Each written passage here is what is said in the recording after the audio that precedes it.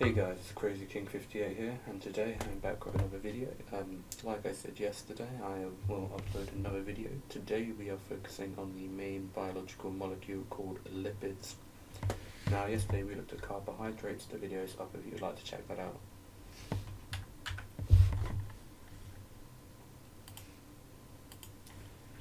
Alrighty, so you see lipids again. The elements they consist of are carbon, hydrogen and oxygen. Now lipids are insoluble in water, however they are soluble in other organic solvents such as alcohol or acetone. The main groups of lipids are triglycerides, now this is where the fats and oils fall, and phospholipids, which is what cell membranes consist of. Now the roles of lipids. So they're a source of energy. They provide twice as much energy than carbohydrates do, hence why they're our primary energy source, more than humans. Waterproofing, so as lipids are insoluble in water, they're good to make things waterproof. Like insects have a waxy lipid cuticle which conserves water, as they need to conserve it so they don't die. Mammals produce an oily secretion on the sebaceous glands on the skin. Also, like animals like capybaras, they have lipids on their fur which help waterproof. Now insulation, fats are slow conductors of heat, so when they are stored in the subcutaneous layer of the body, which is like the fat layer, it helps to maintain the body temperature, so it kind of buffers it. And they also act as insulators around the nerve cells, like the myelin sheath protection. So fat is often stored around delicate organs, such as like the kidneys, to protect it. Okay, moving on to the next slide. Triglycerides. Now, they're called triglycerides because they have three fatty acids, hence the name tri, combined with a glycerol molecule, hence the part of glyceride. Now, each fatty acid forms an ester bond, or ester linkage, in a condensation reaction, and therefore hydrolysis results in glycerol and free fatty acids, just what combines to make a triglyceride. Now, the glycerol molecule of the triglyceride is always the same. So how do fats and oils have different properties? Well, so due to this, the variation in the fatty acids, so there could be like 70 different fatty acids. So different fatty acids could have different like positions of double bonds. They could be unsaturated, they could be saturated, they could be polyunsaturated, and that basically means that dictates whether it's going to be a solid or a liquid. Now each fatty acid has a carboxylic acid group or a carboxyl group and a hydrocarbon chain attached to it. If this hydrocarbon chain has no double bonds, in other words, if it's saturated, that's pretty much what it says. So if it has no double bonds, then it's saturated, it's full up, nothing else can join it. However, if it has double bonds, that means it's unsaturated, and if it has multiple double bonds, that means it's polyunsaturated. Okay, moving on to the next slide, we are still talking about triglycerides. Okay, we have the full diagram up here. So this would have been where the carboxylic acid was before it bonded to make the ester linkage, and this is the hydrocarbon chain. These two are saturated. This one's unsaturated. So the structure and how it relates to the properties. So as you can see, triglycerides have a high ratio of energy storing carbon-hydrogen bonds, so they're a good source of energy. Now triglycerides have a low mass to charge ratio, so it makes them good for storage molecules because a lot of energy can be stored in a small volume.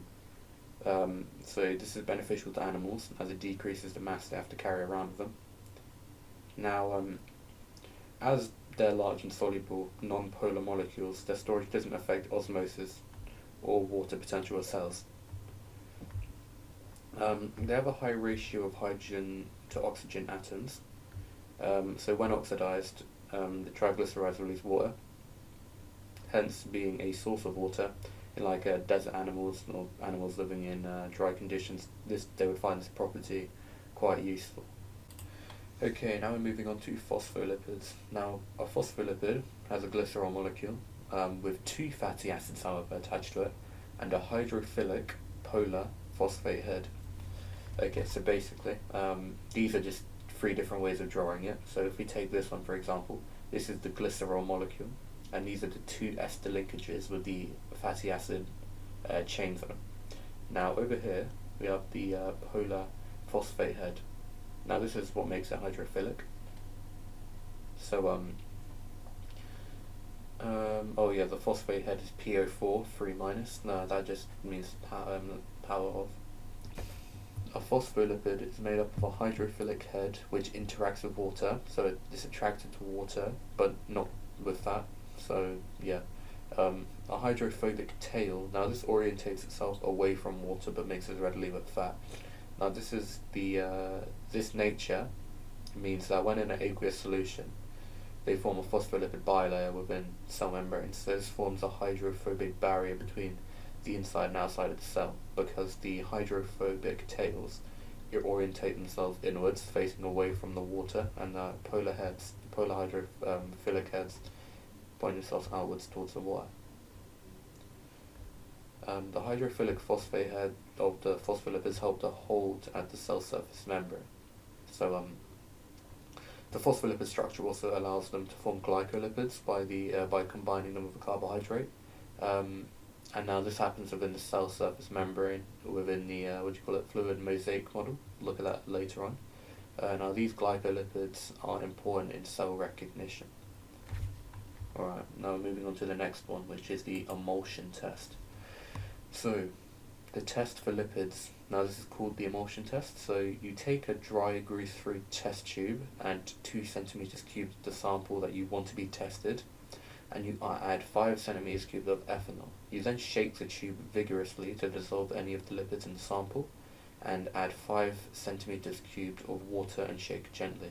Now, a white milky emulsion indicates the presence of a lipid, and if there's not a milky emulsion, then there's no lipid. So, as a control, you'll repeat the experiment, but use water in place of the sample, so you'll just be left with ethanol and water instead of ethanol and the sample. And as you can see up here, that's the ethanol in there. With the sample, you shake it, then you decant it, and then now you have the water test tube, the control, and now you have the milky emulsion. You can compare them and see this one has the lipid in it, and you can compare them, hence the whole point of the control. Now, that has concluded the lipid video. That's pretty much all there is in the spec for AQA A-level biology. Now, the next video will be on protein, and just the same kind of format. So if you enjoyed the video, a subscription would be appreciated.